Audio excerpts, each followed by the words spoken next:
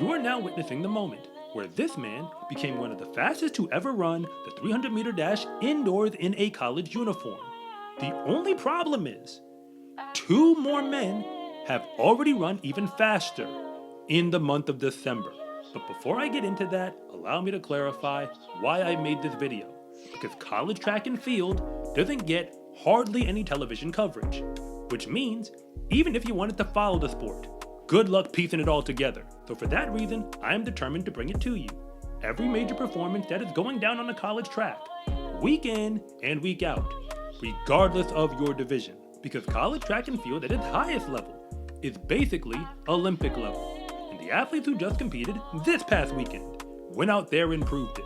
In the women's 60-meter dash, we now have a brand new national leader. And almost nobody expected it would become Kaya Epps of the University of Cincinnati. And the reason why I say that, because this is her first race running in their uniform. Last season, she ran for Division II Walsh University. At that level, she was a national championship finalist indoors in both short sprinting events. And at the rate she's going, she clearly plans on doing it again in Division I. And in the 60-meter hurdles, it was another transfer. Zoe Sullivan of Purdue, formerly of Indiana State, who is now the national leader in that event. Early on in her career, she won the Missouri Valley in that event. But she has never come close to qualifying for nationals, up until now, because her time of 8.12 seconds is likely going to book her tickets this season. So if you want to win a national title, indoors in that event, you're likely going to have to go through her in order to get it. But the biggest shocker on the women's side to this point is that the national leader in both the long jump and the triple jump happened to compete for San Jose State University. And no, they are not the same women. Amelia Thostrand and Simone Johnson both dropped bombs in their events. So much so that we can pretty much book their tickets to nationals right now in the month of December.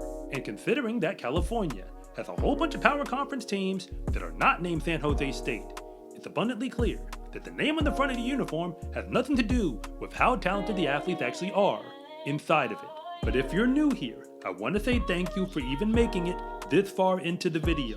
And I'm Coach Rob, the founder of SCArecruiting.com, where I rank the best track and field recruits across the entire nation. And if anything that I say actually connects with you, it is always greatly appreciated if you would please like and subscribe.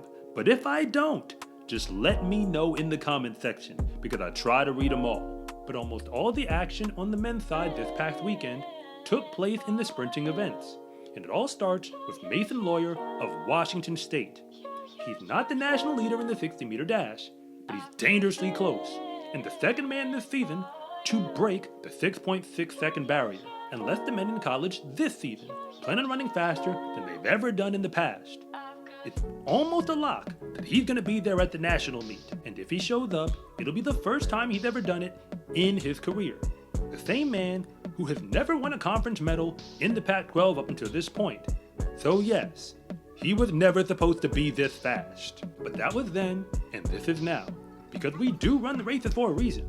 And indoors in the 200-meter dash, Miguel Rosario of Grand Canyon University proved that Aaron Brown, yes, the Aaron Brown, is not the only fast sprinter competing for that school. He broke the 21-second barrier in the 200-meter dash to run the fastest time of the weekend and to go third on the national leaderboards. But only 0.03 of a second separate first from third at this moment.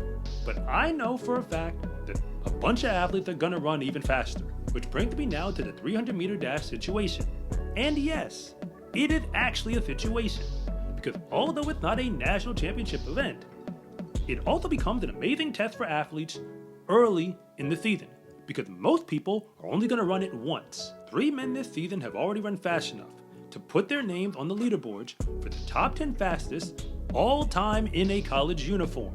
But there is a reason why I am going to give you the top 4 names on the national leaderboards. All the way at the top is Judson Lincoln IV of Virginia Tech University. He was a national championship finalist outdoors in the 400 just this past season, but now he is ranked number 3 on the all-time college list.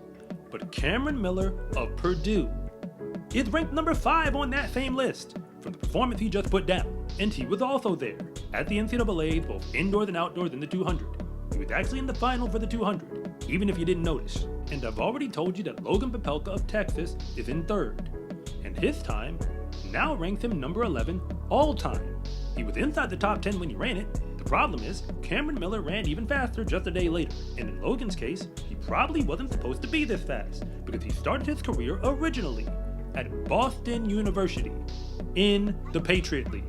Yes, it's actually a thing in D1. But he was also there at the NCAAs running for Texas in the 400 last season, in the prelims, which is why most people didn't notice. And the fourth name that I have to include is Carly Makarawu, representing Kentucky, who also runs for Zimbabwe, because he was there in the Olympic final for the 200-meter dash in Paris.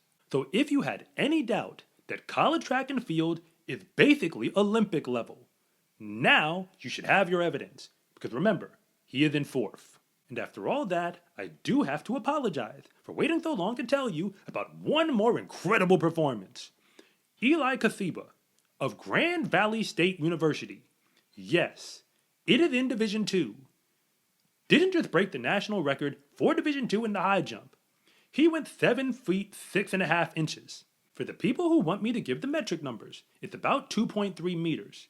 And the reason why that matters is it's not just the national lead for all of college right now. That high jump, which he put down in the first meet he did in December, would have been the best high jump in all of college last season, including Division I. And if that does not impress you, try this. It would have fit in just fine in the Olympic final for the high jump. So yes, Eli Kasiba is the real deal, and he competed his entire career at Grand Valley State University.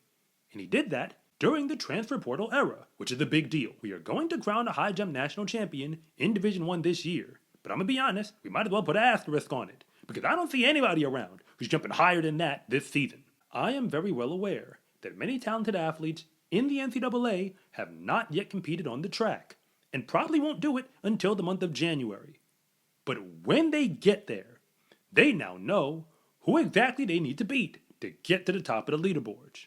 Because the only way to win a national championship is you first have to book your tickets to show up for the meet in the first place. And if your talent level isn't basically Olympic level at this moment, it's probably going to be even harder than it's ever been to pull it off. In the sport of track and field, race day is honestly the easy part, because all of the real work gets put in when nobody is watching. When you wear every day is training day gear, you can let the whole world know that your success in competition is not an accident. Order yours at scarecruiting.com/shop or use the link in the description below, and it always comes with free shipping. It's a huge support to me and this channel, so I can continue to make you more content like this. And remember, it is always greatly appreciated if you would please like and subscribe.